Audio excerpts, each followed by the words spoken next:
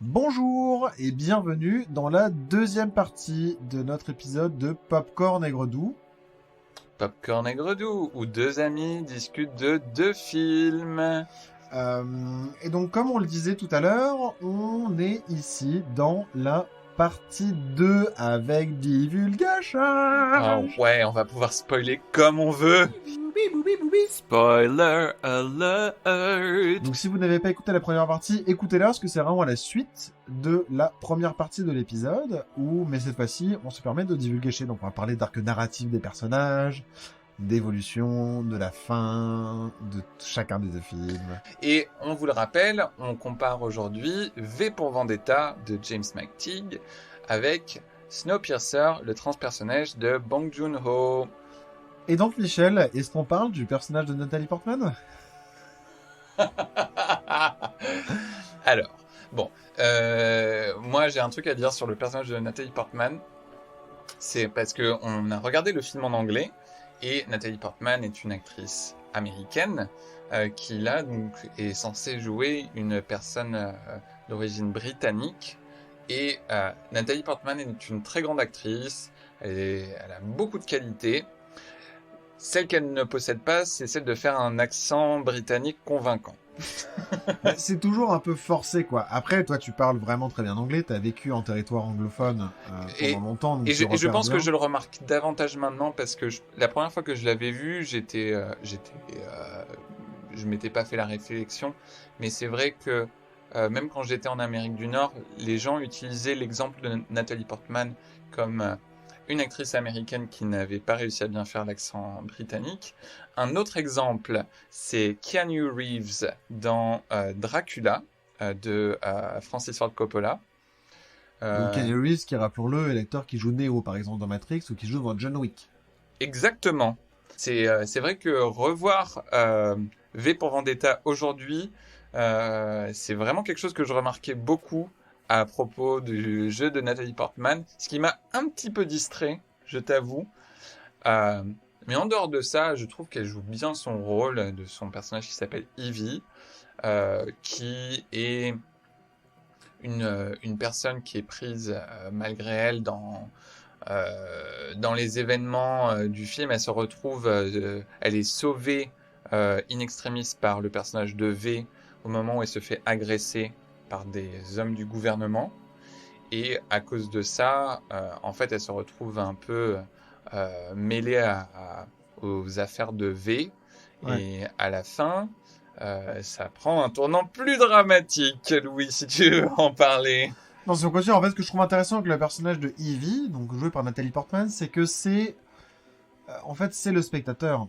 C'est elle qui, malgré avoir eu des épisodes où elle a vu des membres de sa famille se faire enlever, etc., choisit de rester conforme à la société. Et plusieurs fois, le choix lui est proposé de passer de camp de la révolte, de se révolter ou de maintenir le statu quo pour son intégrité personnelle. Et elle choisit le statu quo jusqu'à un moment où le personnage de V la met à l'épreuve sans savoir que c'est lui qui la met à l'épreuve, mais où il la met à l'épreuve. Oui. Et où finalement, en fait, elle se renforce à ce moment-là. Elle se dit, ok, en fait, je prends le temps de la révolte.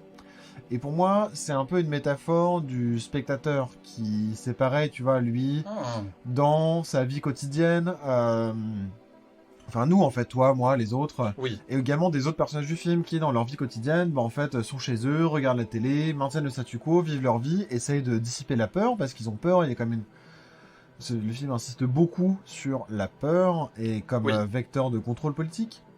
Et du coup, parce qu'on a peur, et en fait, on maintient, et on a beau penser des choses, on fait en sorte de maintenir le statu quo parce que c'est ce qui nous protège. Oui. Et je trouve que la transformation du personnage d'Evie va de pair avec la transformation de la société qui finit par se révolter en masse. Oui. Par ce biais-là, en fait. Et je pense qu'il y a aussi une adresse au spectateur. Et de dire, regardez Evie, vous pouvez faire pareil, vous pouvez surpasser vos peurs. Oui. Apprendre à ne pas craindre la mort et mourir pour la bonne cause et le grand soir. Oui, non, mais après, je trouve ça intéressant ce que tu dis sur le fait que Evie représente le spectateur. Et Je pense que ça doit être vrai dans une certaine mesure. Dire une toute petite chose, c'est de la même manière qu'Ivy représente le spectateur, le personnage de V, c'est personne. On voit jamais son visage, il est complètement invisible, il a un passé qui est sombre, et en fait, on verra, il est personne, et en fait, il est presque l'idée qu'il prétend incarner. Oui, et d'ailleurs, il le répète lui-même, genre... Et d'une certaine manière, même si là, bon, il a des impacts concrets, il n'existe pas. Et je trouve que ça renforce, justement, pour moi, cette impression que donne à voir que Ivy, c'est le spectateur, et qu'il est guidé par l'idée, en fait, ou par une masse un peu inconnue, d'un personnage masqué qui représente un idéal et qui lui dit quoi faire, quoi. Pardon. Du coup, je te laisse revenir à ton propos. Ok. Alors, parce que du coup, maintenant, j'ai 2 choses à contredire. On a compris que Aigre était Michel dans cet épisode. Alors, Louis est parti dans une campagne pour faire croire à tout le monde que je suis aigre dans cette émission. Alors que c'est un rôle qui est partagé par nous deux. Bref, je me révolte contre Louis ce soir. Et je suis d'accord avec toi, dans une certaine mesure, sur le fait que l'arc narratif, le trajet que prend Ivy dans ses positions, dans ses opinions, est probablement le trajet que les personnes qui ont créé ce film cherchent à montrer aux spectateurs. J'espère que le spectateur passe aussi par ces états. Malgré tout, l'élément qui permet à Ivy de passer de « je suis une personne de la société qui voit des injustices dans la société, mais en même temps, je ne cherche pas à faire plus que ça à cause de la peur, à cause de la pression de la société. C'est pas pour dire que c'est sa faute, c'est juste c'est comme ça. » Elle passe à personne vraiment en révolte. C'est quand même des actions dépourvues de toute éthique où V kidnappe Ivy, lui fait croire qu'elle est en prison, la torture physiquement et mentalement pendant des mois. Vous m'avez torturé. Pourquoi ? Tu disais vouloir vivre en ignorant la peur. J'aurais souhaité un moyen plus doux, mais il n'existait pas. Oh, mon Dieu. Jusqu'au moment où elle abandonne tout pour une cause. Et je dirais... Et c'est quelque chose que je trouve intéressant du coup dans ce film V pour Vendetta, et c'est pour ça que je trouve que ça ressemble pas aux films d'Hollywood, en tout cas qu'on voit aujourd'hui, où par exemple j'ai entendu, bon, je l'ai pas vu, je peux pas trop juger, mais que Iron Man versus Captain America était un film politique. Je ne l'ai pas vu. Bref. Bref. À la limite, Black Panther, pour les films du Marvel, du Marvel Universe, c'est plus un film politique pour sa portée, pour son symbole. Mais bref, je vais pas partir là-dedans. Mais je trouve qu'il y a de la complexité autour du personnage de V, qui certes cherche à incarner un symbole. C'est vraiment ce qu'il cherche à faire, mais ça reste une personne quand même, parce qu'il prend des décisions. Notamment la décision de martyriser Ivy et de la transformer comme ça par la force non, mais je suis d'accord. brutale. En même temps, lui, c'est vraiment la fin justifie les moyens. Enfin, il y a un truc. C'est ça. Et d'ailleurs, le film le glamourise quand même beaucoup. Oui. Mais laisse toujours la question quand même un peu en suspens. Enfin, malgré tout, même s'il y a quand même un vrai parti pris en disant. Bon, c'est quand même lui le gentil de l'histoire. Oui, non, tout à fait. Mais c'est pas non, mais ça montre c'est pas quand manichéen, même. Quoi. Non, ça montre quand même que c'est un personnage extrême dans ses décisions, radical. Voilà, c'est pour ça que je parlais de radical vis-à-vis de ce film. Le personnage de V est assez radical. C'est pour ça que je dirais que je pense pas que le message du film soit vous allez devoir passer par d'énormes traumatismes pour abandonner toute peur et enfin... Pas ça, mais c'est un peu, je trouve, une voie, tu vois, aussi que le spectateur peut prendre, quoi, tu vois, pour... En tout cas, il y a un moment où, en fait, tu peux céder. Ivy, c'est un peu l'extrême. C'est la fille, ou toute sa famille, je veux dire, c'est n'importe quoi. Oui. Son père est mort dans une émeute, sa mère est morte dans un camp de concentration. Ouais. Son frère est mort empoisonné dans une des Par le premières gouvernement. écoles par le gouvernement. Et elle est genre toute gentille, elle bosse pour la télévision d'État et surtout elle se révolte pas. Et alors qu'elle aurait toutes les raisons, elle est au centre des raisons pour se révolter. Oui. Et elle le fait pas. Et du coup on voit la transformation qui est radicale pour le coup, effectivement, qui passe par la torture opérée par le personnage de V, avec un bon syndrome de Stockholm chelou. Oh mon dieu, oui. Mais tu vois, je pense qu'il y a une idée de se dire c'est un peu le spectateur, quoi. Ouais. Ok. Non, mais je... Tu vois, contrairement par exemple au transpersonnage qui est pas du tout méta. Mais c'est aussi parce qu'Alan Moore a tendance à... J'ai pensé à ça en fait parce qu'Alan Moore a tendance à faire des trucs méta. Ok. Où ça va au-delà et ça pose aussi la question de toi en tant que lecteur, quelle est ta place Oui. dans l'œuvre que tu es en train de lire.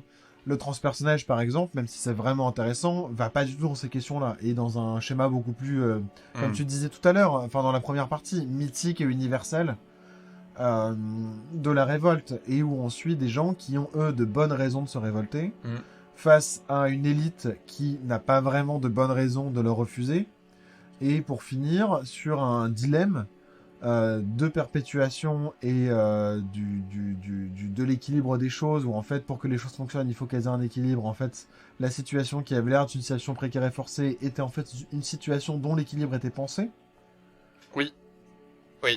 Et donc du coup, il faut perpétuer, si on veut maintenir le fonctionnement, il faut perpétuer l'équilibre aussi non éthique qu'il puisse être.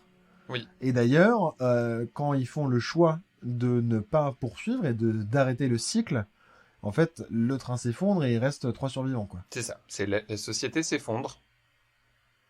La société s'effondre, littéralement. Ce que je trouve intéressant avec le transpersonnage, c'est que, contrairement à V pour Vendetta, qui, à peu près au milieu, 2/3 du film, commence à montrer la partie plus sombre du personnage de V, donc le personnage qui cherche à mener la révolution. Le transpersonnage, on suit donc ce personnage joué par Chris Evans, Curtis, qui est vraiment, je dirais, l'archétype du type qui est porté par une cause et qui fera tout pour mener cette cause jusqu'au bout, quitte à abandonner son ami derrière lui, qui se fait trucider. Oui, qui est presque son petit frère d'ailleurs. Ouais, et c'est déchirant. Tout ça pour son s'assurer. Mentor, Ouais, non mais c'est ça. Il était le mentor de ce type joué par Jamie Bell.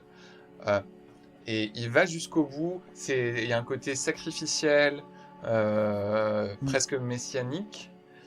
Et oui, carrément. Bah d'ailleurs, oui, tout à fait. Je trouve que la propriété messianique, en tout cas du personnage de Curtis, elle est entretenue aussi dans la diégèse du film par les...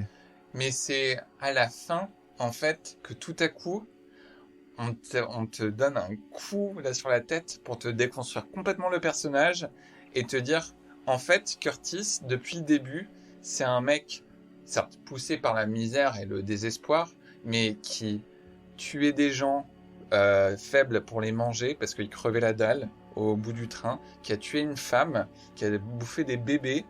Enfin, c'est un monstre. Le bébé, c'était Edgar. Et le type au couteau, c'était moi. J'ai tué sa mère. Ouais. Et lui, c'est un peu une forme de rédemption. Ouais, en fait, c'est ça, ouais. Mais j'ai trouvé ça intéressant que du coup, on te porte avec ce personnage et tu t'y attaches et tu as envie de le voir réussir. Et la toute fin, là, ça genre, paf. Mais justement, je trouve que le film prend toute sa force à ce moment-là. Tout à fait. Parce que du coup, c'est aussi, en fait, on est tous des êtres humains, quoi. Il y a un moment, et ça rejoint presque, tu vois, les propos, l'existentialisme, quoi. Tu vois, de Sartre, en fait, on est aussi une suite de choix, et en fait, on peut toujours faire le choix. Oui. Et c'est pas parce que t'as mangé des bébés et tué des femmes et que tu peux pas, en fait, choisir de faire rédemption et de mettre en place des actes qui, pour survivre, même si du coup là c'est lié à lui et sa survie psychologique aussi, je pense.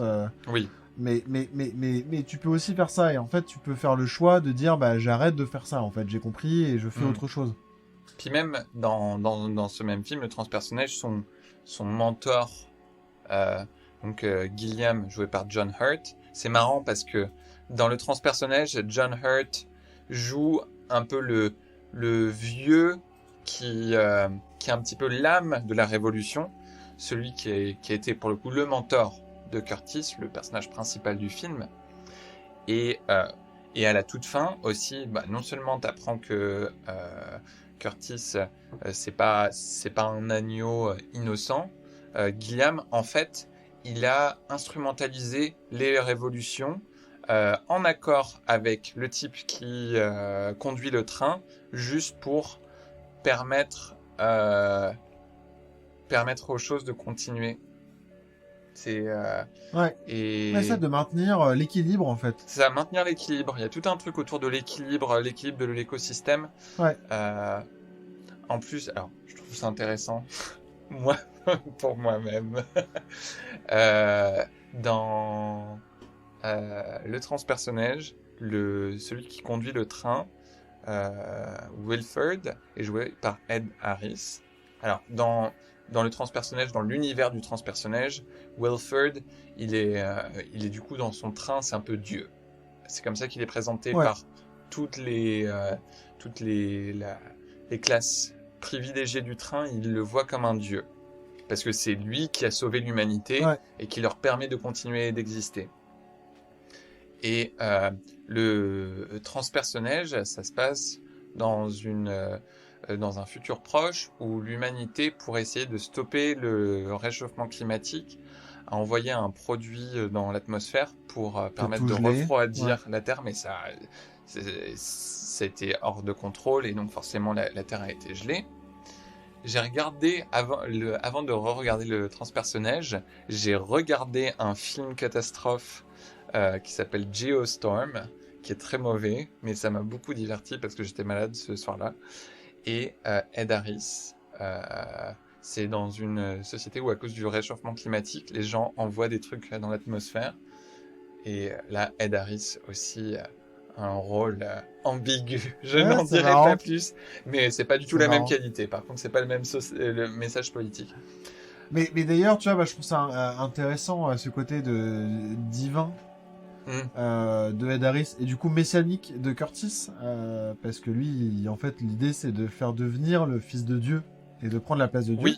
Oui, parce que Wilford à la fin lui propose de devenir son apprenti ou son... Oui, de prendre sa place en fait. De prendre sa place.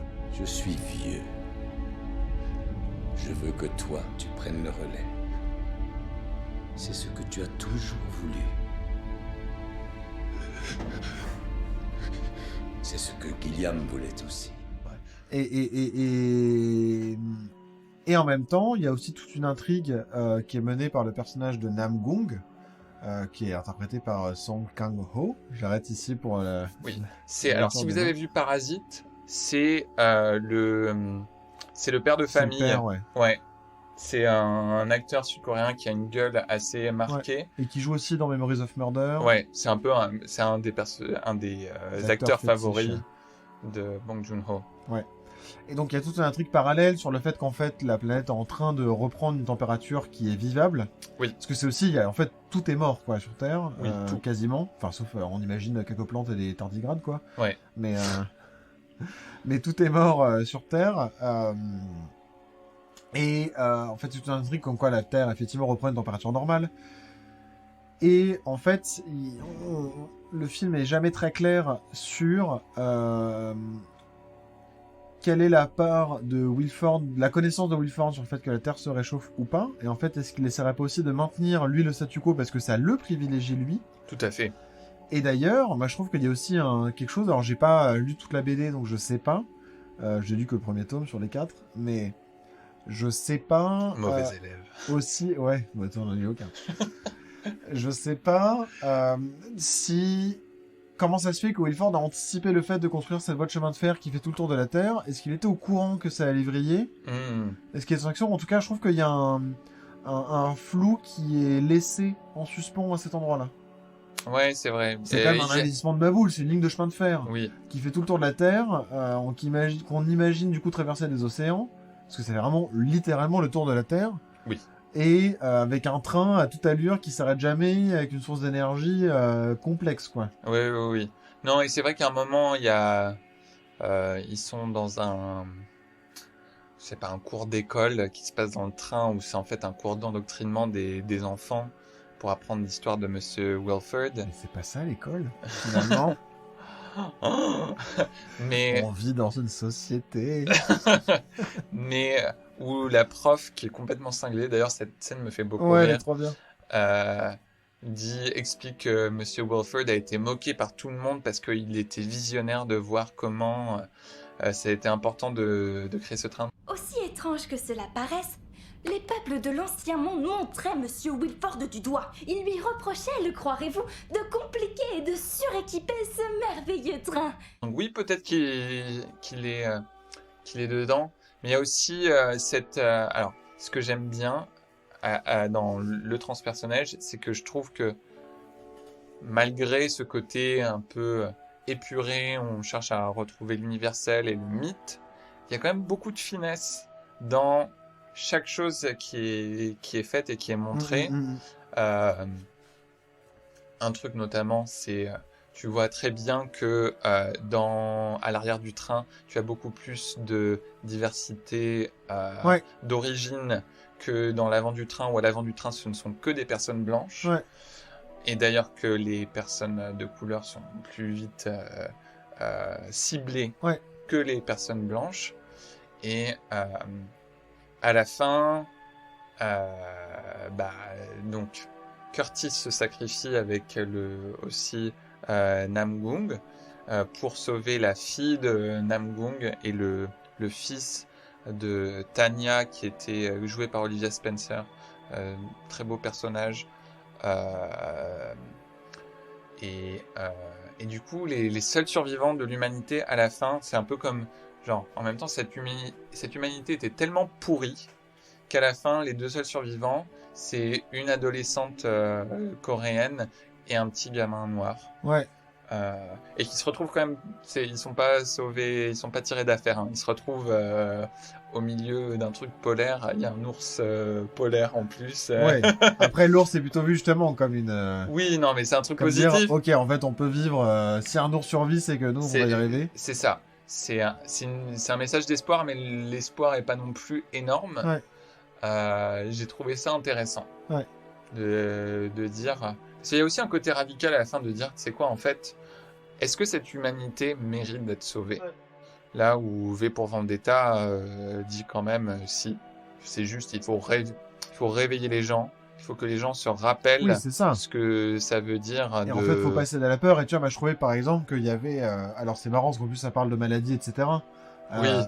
Aujourd'hui, on pourrait voir une lecture complotiste de V pour Vendetta. Mais nous, personnellement, j'en ai pas une lecture complotiste. Non, moi non plus.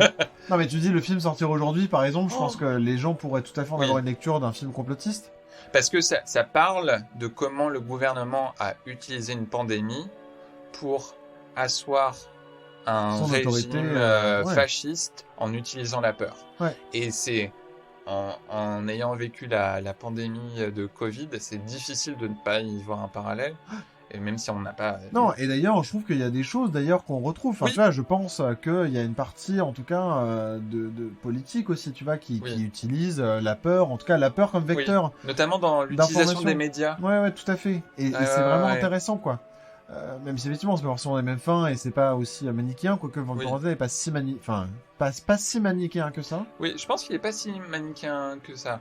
Mais en tout cas, évidemment, la réalité elle est complexe et je ne pense pas que Covid-19 soit créé par un laboratoire français pour permettre la réélection de Macron. Non. Je pense que le monde est un peu plus complexe que ça. En même temps, je trouve que ça résonne aussi aujourd'hui, particulièrement sous ce prisme-là.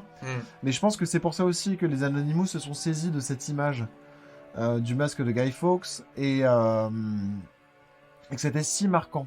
Et marquant par la masse, quoi. Et le film est un peu une accumulation d'images un peu pop. Oui. D'images fortes et pop. Tu vois, et de propos puissants. Parfois, je me suis un peu moqué hier, parfois, parce que je trouve que le forçage de V me faisait penser à un geek qui a un fedora et qui lance plein de phrases super Oui. complexes. Non, mais c'est ça, qui lance des citations tout le temps. Vois en moi l'image d'un humble vétéran de vaudeville, distribué vicieusement dans les rôles de victime et de vilain par les vicissitudes de la vie. Ce visage, plus qu'un vil vernis de vanité, est un vestige de la vox populi aujourd'hui vacante, évanouie. Cependant, cette vaillante visite d'une vexation passée se retrouve vivifiée et a fait vœu de vaincre cette vénale et virulente vermine vantant le vice et versant dans la vicieusement violente et vorace violation de la police. Mais Et qui pense être super malin, Ouais. et plus malin que tout le monde, et d'avoir mieux compris les choses, etc. Qu'est-ce que j'allais dire? Quand même quelque chose que je trouve fin aussi dans V pour Vendetta, c'est que ça montre à quel point les minorités sont toujours les premières cibles faciles lorsqu'on veut asseoir un régime autoritaire. Ouais. Ah bah carrément. Que ce soit effectivement les personnes de minorités ethniques ou les personnes LGBT Ou les personnes de différentes communautés religieuses, Ouais. parce que dedans, ils parlent d'extrémistes religieux, et je vais dire dans le contexte de l'histoire récente européenne, extrémistes religieux, c'est dans l'inconscient associé aux personnes, aux extrémistes musulmans, Ouais. aux extrémistes islamistes, et en même temps, le film montre justement, essaie de montrer autre chose de ça, mais de comment le gouvernement fasciste dans ce film a utilisé ces minorités comme bouc émissaire, et pour finalement répandre la peur en disant mais regardez, ce sont les homosexuels qui ont répandu les maladies, ce sont les extrémistes religieux qui ont fait ceci, fait cela, et c'est aussi quelque chose qu'on retrouve beaucoup dans Handmaid's Tale, La Servante Écarlate. La Servante Écarlate. Non, mais c'est horrible, moi j'ai pas réussi à dépasser la saison 2. C'est très C'était difficile. trop, C'est très violent. Pourtant, je suis pas très. Enfin, Ouais. c'est pas que je suis insensible, mais je résiste assez bien quand même. Hein. Et là, en fait, c'était trop anxiogène pour moi. Ouais, c'est une série. J'ai rarement ressenti autant de haine en regardant un truc à la télé, mais où ça me poursuivait, tu vois, où j'y repensais la nuit, j'y repensais le jour, et quand je regardais la série avec certains personnages qui sont juste atroces, j'avais genre je me mettais à suer, j'étais pas bien, ça m'a vraiment marqué émotionnellement. En parlant d'autres œuvres d'ailleurs que les deux films, là, on parlait de Santa Écarlate, est-ce qu'il y a d'autres œuvres qui t'inspirent la révolte? La chanson de Björk, Army of Me. Ouais, Non. c'est bien, c'est déjà pas mal. Si une chanson de Janelle Monáe que j'écoutais pas mal, qui s'appelle Cold War. Quand je l'ai écouté la première fois, je m'occupais pas tant des paroles que ça, j'entendais Cold War. This is what we're fighting for, c'est pour ça qu'on se bat. Cold War, c'est la guerre froide. Mais je trouvais qu'il y avait une énergie dans cette chanson qui ça me donnait de la force, et ça me donnait l'impression que j'étais en train de marcher là et que personne ou rien pourrait m'abattre, quoi. Donc Cold War, c'est vraiment une chanson qui me donne cette énergie un peu de révolte. C'est vrai que la chanson, c'est intéressant parce que moi, d'une manière générale, ce qui me révolte, c'est les choses qui me... Enfin, souvent, je dis pop pour signifier ça. C'est-à-dire des choses qui offrent des tableaux frappants et marquants, et qui, du coup, vont me donner une image un peu forte. Et donc, la chanson, par exemple, le permet ça, parce que c'est... La révolte, pour moi, elle se passe dans l'émotion, elle se passe pas que dans la raison et la réflexion. Ouais. Et qu'elle est aussi attachée à l'émotion. C'est forcément un geste émotionnel à un moment de se révolter. C'est pas juste un geste de raison, parce que sinon, en fait, on passe par la diplomatie ou etc. Ou en bout de course, hein, la révolte, à un moment, elle passe par l'émotion, parce qu'elle est physique, elle nécessite un engagement qui est pas juste l'engagement de la raison. Et je trouve que la chanson, c'est assez pertinent pour ça. C'est vrai que ça me fait penser à cette chanson de Nina Simone, qui s'appelle I Ain't Know I've Got, But I've Got, tu sais, où elle énumère Les Ouais. choses où elle dit j'ai pas d'eau, j'ai pas de nourriture, j'ai pas de pouvoir, j'ai pas de terre, etc. Par contre, j'ai ma main, j'ai mon foie, j'ai Ouais. mon sexe, j'ai mon visage, j'ai mon sourire. Ouais, puis Nina Simone, Et c'était j'ai une la vie. révoltée dans Ouais. dans sa Et posture. j'ai la vie, et c'est une chanson qui est très puissante. Il y a plusieurs versions, des versions plus tranquilles. Moi, j'ai une version assez punchy que j'aime bien. Mais c'est pareil, parce qu'en fait, ça me donne une vraie énergie et ça me met dans l'émotion de la révolte. Ouais. Et du coup, moi, j'ai parfois des images de révolte en tête, etc. Et il y a des...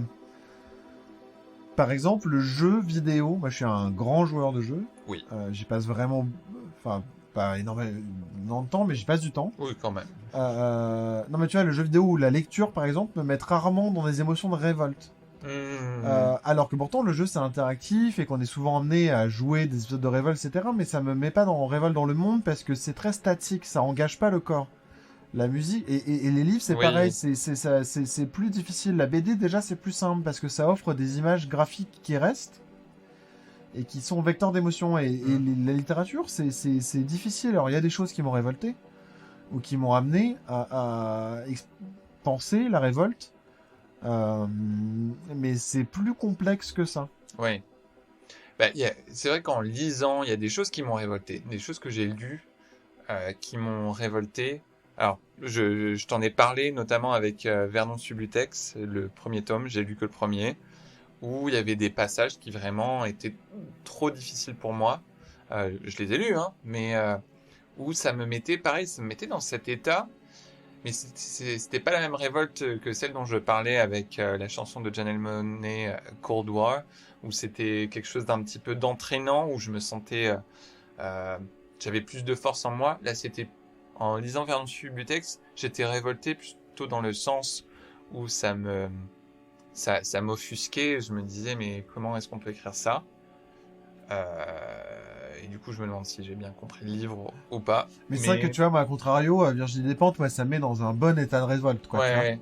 Moi, j'ai envie de me dire, non mais allez, en fait, on y va et on casse tout, quoi. Tu Ouais, vois. ouais. Mais c'est pour ça que je me dis peut-être que je suis passé à côté de ce livre et c'est pas grave. Oui, C'est comme ça. C'est comme ça que tu l'as reçu. Donc, C'est comme ça que je l'ai reçu. Et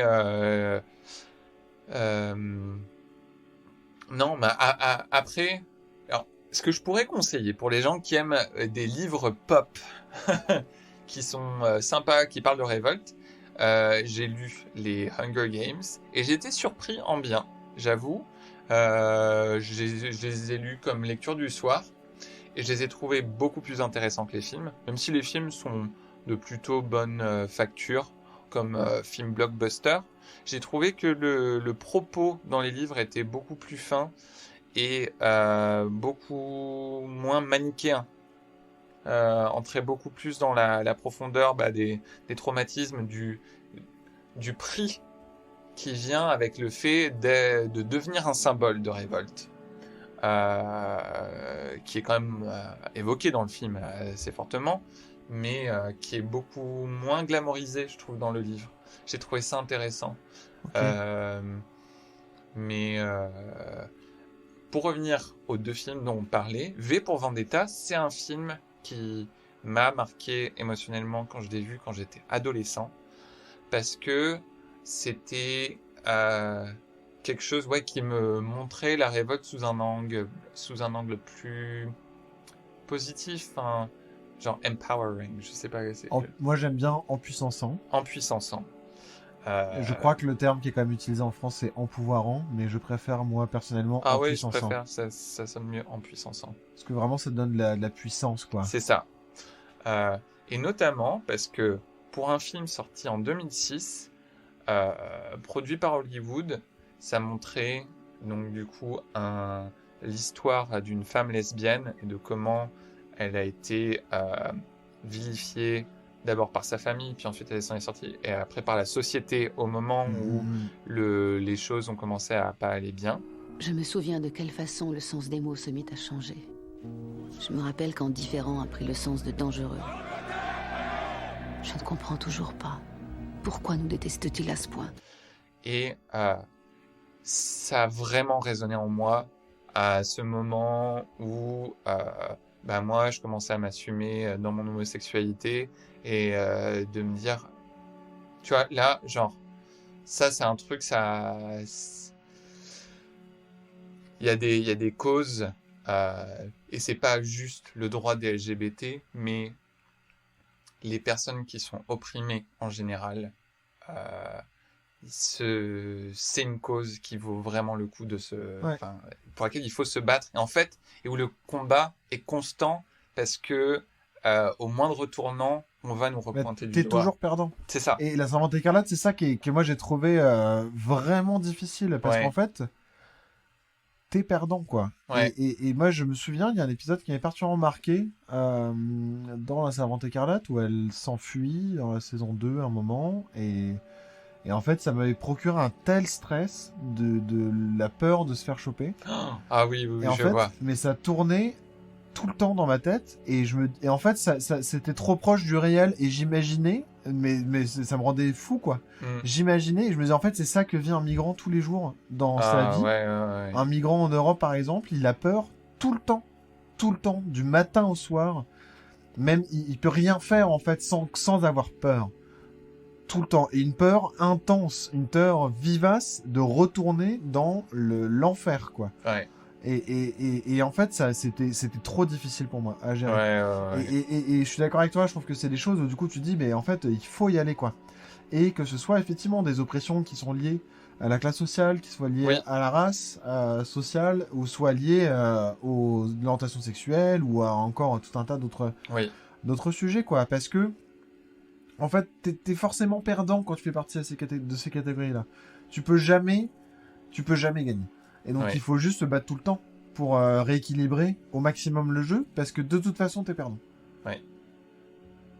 est-ce que tu te souviens d'un moment où tu t'es révolté? Ah, où moi, je me suis révolté. Non seulement tu t'es senti révolté par quelque chose, mais tu as pris les actions, quoi. Ouais, moi, j'ai un passé militant Bah oui. fort, et ouais, j'ai souvent été en manifestation, je me suis parfois battu en manifestation, ou par manifestation. Ouais. Pas souvent, mais ça m'est déjà arrivé. Oui, j'ai collé des affiches, etc. Et ouais, c'est chouette.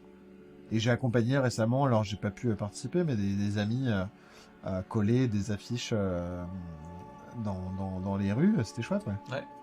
Et d'une manière générale, la révolte, c'est quand même quelque chose qui me parle. Et que j'aime bien, et que je trouve qui est pas assez valorisé. Ouais. Cool. Et toi? En général, je trouve que je suis plus facilement révolté quand je vois des injustices commises contre des personnes qui sont proches de moi. J'ai plus facilement l'envie d'aller gueuler, en fait. Mais j'ai appris avec le temps, et c'est toujours quelque chose que je suis en train d'apprendre à me révolter aussi pour moi-même, pour ma propre cause. Et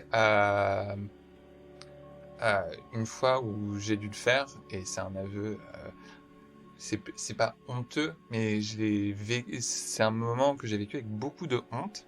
Une fois, je me suis fait avoir dans la rue, je me suis fait manipuler par des gens qui m'ont extorqué de l'argent en me faisant croire que c'était pour une cause, pour soutenir des jeunes.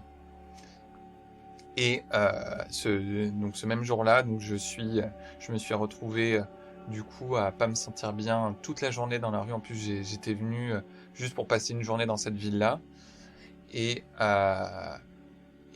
genre, j'ai petit à petit réussi à rebâtir suffisamment de rage en moi pour aller les retrouver dans la rue et leur gueuler dessus. Et j'ai pas récupéré tout mon argent, mais j'en ai récupéré une partie.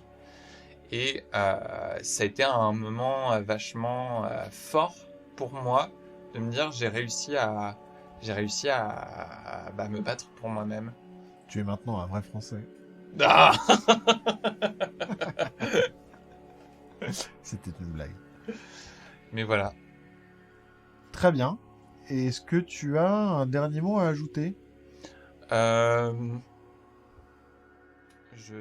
dirais juste que les œuvres qui parlent de révolte, je pense que ce sont des œuvres qui sont importantes à montrer aux gens, en général. Ouais. Parce que, et pas seulement dans le contexte de la dystopie, j'aime bien le contexte, enfin les œuvres dystopiques parce que ça permet d'un peu jouer avec les réalités et d'aller dans les trucs un peu fous. Mais voilà, je pense pas que la révolte, ce soit nécessaire d'aller forcément jusqu'à aller prendre des fourches ou des torches et aller dans la rue.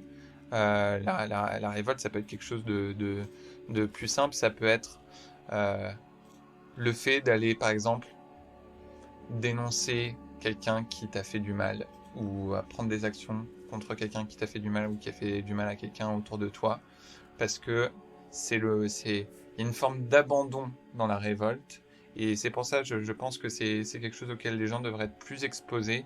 Tu vois, pour moi, #MeToo c'est une révolte. Black Lives Matter c'est une révolte, et c'est important dans la société parce que ça la fait avancer.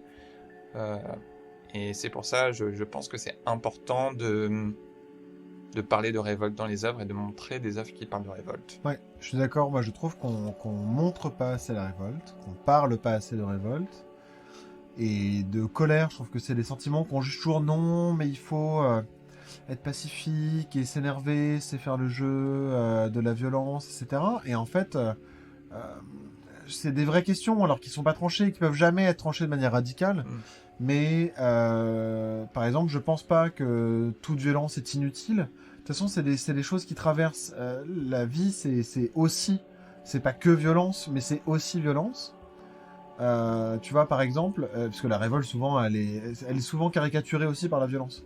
Oui. Et réduite à l'endroit de la violence. Mais en fait, même en soi, toute violence n'est pas qu'inutile. Et elle est parfois nécessaire.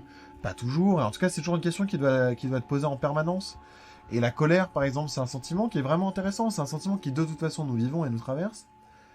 Qui, je pense, il y a quand même pas mal de gens qui expriment la violence, en fait. Et parce qu'il y a des manières légitimes d'exprimer sa violence et sa colère. Il y a des manières acceptables par la société. Ouais, légitimes socialement de vivre sa colère et en fait d'être violent avec les autres. Et je trouve que c'est pas toujours très juste. Et en fait, j'aimerais bien justement qu'on réhabilite. Et que dès que toi, tu veux du coup dire, bah non, mais en fait, moi aussi, je suis en colère. Et ben, souvent, c'est bah non, mais quand même, il faut pas, faut ci, faut ça. Et en fait, je pense que c'est des choses qui peuvent se réhabiliter. Donc, effectivement, regarder des films qui parlent de la révolte, c'est intéressant. Lire des choses qui parlent de la révolte, des bouquins d'histoire, des livres fictionnels. C'est intéressant, et comprendre qu'en fait ce sont des choses qui nous traversent et qu'on peut exprimer, et que socialement il y a des manières aussi d'exprimer ces sentiments-là, sentiments de révolte, c'est intéressant. Oui. Et ça se construit en fait, et que tout ça c'est aussi l'enjeu des rapports de force finalement qui s'exercent dans la société, et que du coup la révolte c'est entretenir un rapport de force, et en fait c'est capital. Parce que sinon, en fait, c'est le rapport de force qui maintient, pour le coup, des équilibres qui permettent des choses, quoi. Et parfois, de déséquilibrer des jeux, mais à l'avantage du plus grand nombre ou de certaines personnes. Et c'est important d'en prendre conscience, en tout cas, et de choisir de ce qu'on veut faire de ça. Oui. Et de toute façon, je pense que l'art et des œuvres en général, et n'importe quelle chose qui peuvent permettre d'avoir une réflexion qui nous sorte du manichéisme, du c'est bien ou c'est mal. Juste ça, rapporter de la complexité dans ce qu'on vit. Et du coup de la réflexion, et qu'en fait il n'y a pas de position tranchée éternellement, il faut toujours se poser la question, il faut toujours réfléchir, c'est jamais simple et jamais clair, et en fait c'est pas grave. Oui. Parce que justement, je pense que le manichéisme, c'est un outil d'oppression. Oui, je suis d'accord avec toi. Voilà, sur ces paroles très intelligentes. On vous laisse, on célèbre quand même, on a fêté le mois dernier les 1 an du podcast, mais là on célèbre la fin de la saison. Oui. On souhaite à tous ceux et toutes celles qui écoutent ce podcast avant les fêtes de joyeuses fêtes de fin d'année. Joyeuses fêtes. Un bon nouvel an, même si on sera une bonne année 2022 l'année prochaine. Oui. Profitez bien, profitez de vous, profitez de ces films, profitez de nous, aimons-nous les uns les autres, et soyons heureux. Et on se retrouvera pour une deuxième saison encore meilleure. Encore plus meilleure. folle. Non, en tout cas, on a plein de choses qu'on a envie de faire, notamment par l'intégration de ce podcast dans le studio Flamboyance. Oui. Et ça va nous donner, enfin pas ça, mais en tout cas, on a plein d'idées qu'on va essayer de peut-être réfléchir à mettre en œuvre ou quoi. On vous dit quoi bientôt? Et on vous remercie vraiment très fort de nous avoir soutenus jusqu'ici, de rester avec nous, et de nous découvrir et de parler de ce podcast Popcorn et Gredou à vos amis, à votre famille et à le partager. Exactement. Allez, ciao, bye bye. Bisous bisous, on se voit en 2022. Oui.